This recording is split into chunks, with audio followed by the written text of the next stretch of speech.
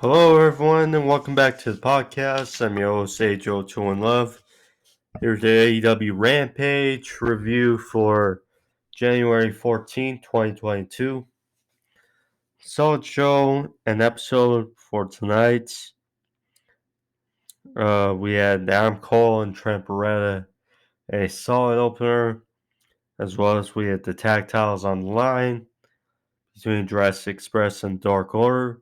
Good stuff there, as well as a good confrontation, I would say, between Jay Lethal and Ricky Starks for those who are still waiting for Jay Lethal to get more momentum under him, including me. But good start here. Nonetheless, thank you all for joining me. If you're new to the podcast and you like this video, click that like button there, as well as you want to see more pro wrestling reviews on the channel. Find those on the homepage. Click subscribe as well if you want to see more. AEW Rampage, let's jump into it. Start off with Adam Cole and Trent Barreta. This was a solid match between the two. Of course, we know the feud between Chaos, Best Friends, and the Elite / Undisputed Era, Paragon, whatever their name is right now. Good stuff here to open the show. Target was Trent's neck, of course, coming back from that spinal stenosis surgery. But he got dumped on the outside and then was favoring his neck. Cole went for a Panama Sunrise on the outside, but Trent countered into a backdrop on the outside. Went for a spear, but collided with the barricade. Back from break, they were in the ring. Trent hit a tornado DT for near fall. Then they were on the top rope. Trent hit a top rope brainbuster. Good spot there. But again, favoring the neck.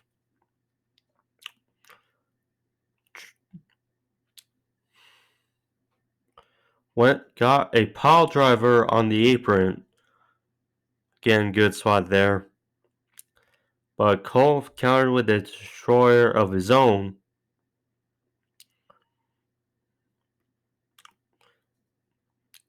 Trent fired back with a lariat. Again, Cole went for the Panama Sunrise, but countered with a strong zero by Trent.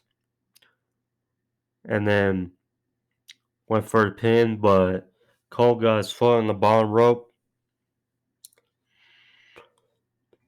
Then melee broke out at ringside with Best Friends, Orange Cassidy, O'Reilly, Fish, and Bucks, Statlander, and Britt. They were fighting on the apron or up to stage area.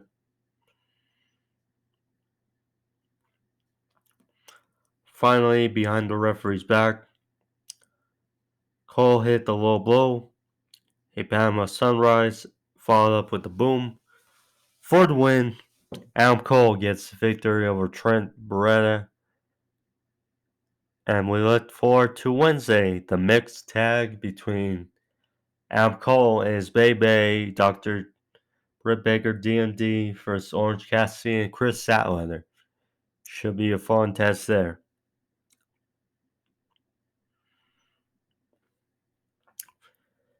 Then we got Shawn Spears, who is always good to see. Of course, he's not as active as much anymore, but it's still good to see him in action. He won one-on-one with Andrew Everett before his battle with CM Punk on Wednesday. Simple, Everett tried to use his speed but got caught with C4 at the end of it.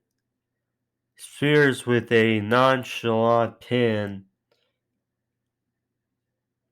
getting the victory over here or over Andrew Everett. It was with Wardlow. It's weird seeing Spears in a match, not with Tully Blanchard by his side, mostly. I mean, we have seen him wrestle, but with Wardlow as his manager, a little different. And people were chanting for Wardlow. Spears took the mic after, saying there'll be no apologies. He does not know when to cross the line until it is crossed. And that's Come Wednesday on Dynamite. The chairman cometh. Good stuff here, and a good match for Dynamite. CM Punk for Shawn Spears. Pair of two veterans. Next we got a weird kind of parody rap of the Acclaimed on Darby and Sting.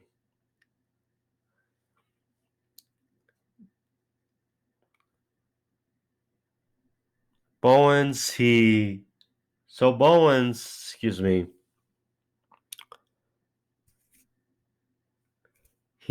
paid half of his face to mimic Darby, and there was a guy, I'm not sure who this guy was.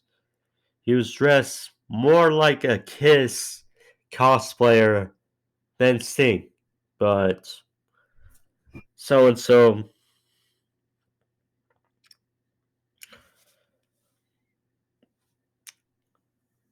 Caster hit Bowens with light chair shot and won't go over all of it, but one of the parts Caster mentioned is they'll hit him with a buckle bomb and Sting.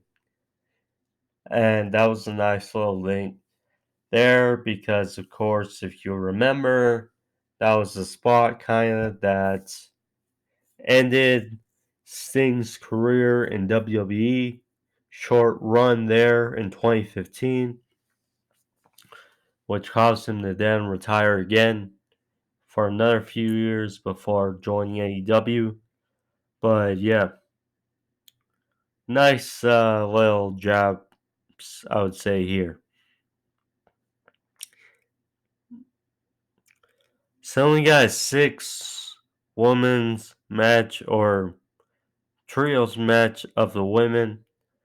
Chris Statlander, Red Velvet, and Leyla Hirsch.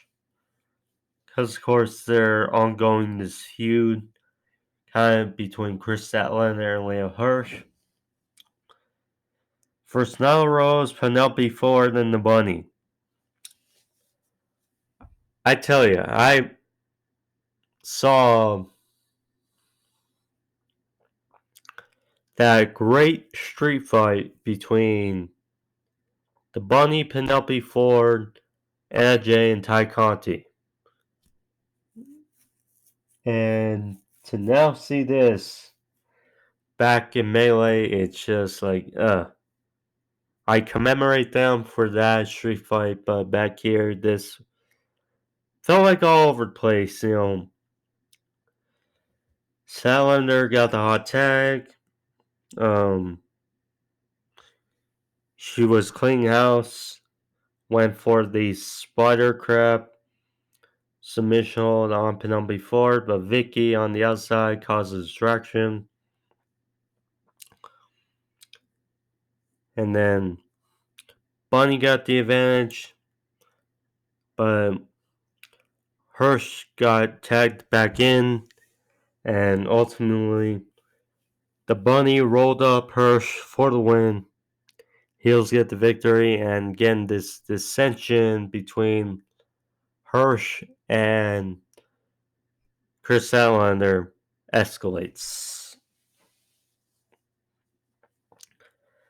So then we got Man of the Year and Dan Lambert. Ethan Page. Yeah, excuse me. There we go. So that Ethan Page talked praising Sammy Guevara for his interim TNT title victory, but talked about Cody not being in action due to reasons, and that he says why is because he kicked Cody's ass a few weeks ago. Again, Scorpio Sky talked about his win streak, this, that, and he says he's the real face of TNT, this or that. I mean, Scorpio Sky in the ring, we love. And with Dan Lambert and Ethan Page is a good faction or a good duo. But him being TNT champion and a solo, I can't get behind that really. Just because we saw kind of when they tried to have Sky go solo once SCU disbanded. Well, that failed. And now this would just be not good. Not good. Keep them together. Keep Spears, Dan Lambert, and Ethan Page together. So then we got Jay Lethal. Jay Lethal. So Ricky Starks, who was in commentary, knowing how he was upset of Jay Lethal getting into Team Taz's business on Wednesday against Dante Martin. So Jay Lethal came out there and talked about Ricky Starks. Well, perhaps you're not as paying attention to wrestling as the kind of outfit you're going to wear for the day. And that before he can do anything, before he can defend his FTW title, because it's not a recognized title of AEW, credit there. Because it's not a real title for AEW. He doesn't defend it. And that he has to wait for Taz's orders or get Taz's permission. So, this obviously ticked off Ricky Starks, who got in the face of Jay Lethal. Officials came out to separate them, and that was it. I mean, Ricky Starks, Jay Lethal match, sign me up for that. So they announced next week on Dynamite the match between FTR, Brock Anderson, and Lee Johnson. Could potentially see the Briscoes next week. Potentially. And we'll see the House of Black. I'm not sure if it's on Dynamite or Rampage. Brody King will make his in-ring debut. I think with Malachi Black versus the Varsity Blondes. Interesting stuff there. We'll see.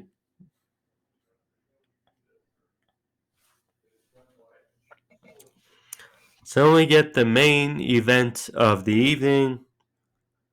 Jurassic Express win here. They defend their AEW World Tag Team titles versus John Silbers and Alex Reynolds of the Dark Order. Fine match here. We know how good Silvers and Reynolds are. The funny part of this was Anna Jay. Anna Jay, who we of course know is a part of the Dark Order, but of course, she's also, for everyone, unless you've been living under a rock, no, she's the girlfriend of Jungle Boy. So that was a funny part of this match, even though she didn't do anything. But still funny part of this match. Jungle Boy, after his caught with a big boot by Silvers, fired back, hit a suicida, but was caught into a suplex. Suicida combination by the Dark Order on the outside. After a beatdown on Jungle Boy, hot tagged the Luchasaurus, who chokeslammed Silvers onto Reynolds for a near fall. We got a big Tower Doom spot that took a while to develop, I would say. So,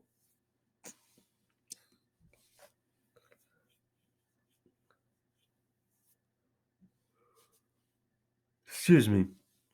Silvers, who's on the shoulders of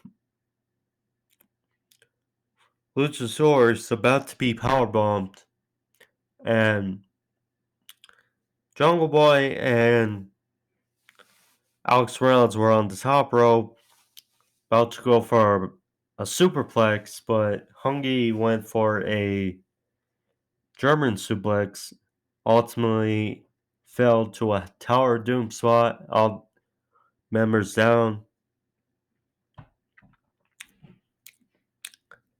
Then Silver's Reynolds almost won the match here with their lariat, stunner, German suplex combination for a 2 count, close near fall, where Chris Jericho is begging for a replay to see if it was a 3 count, but it was not. Jungle Boy fired back with a big lariat on Silvers, a destroyer for a near fall. Finally, Jurassic Express won here with a tombstone cutter combination, and Jungle Boy took out Silvers with a suicida. Luchasaurus followed up for the win. Jurassic Express retains and a fine first defense of the tag team titles. Good stuff here. Again, good episode of Rampage. You know, moving into next week and then eventually Rampage. So our beat break at the end of the month and then Revolution come the start of March. So good stuff here.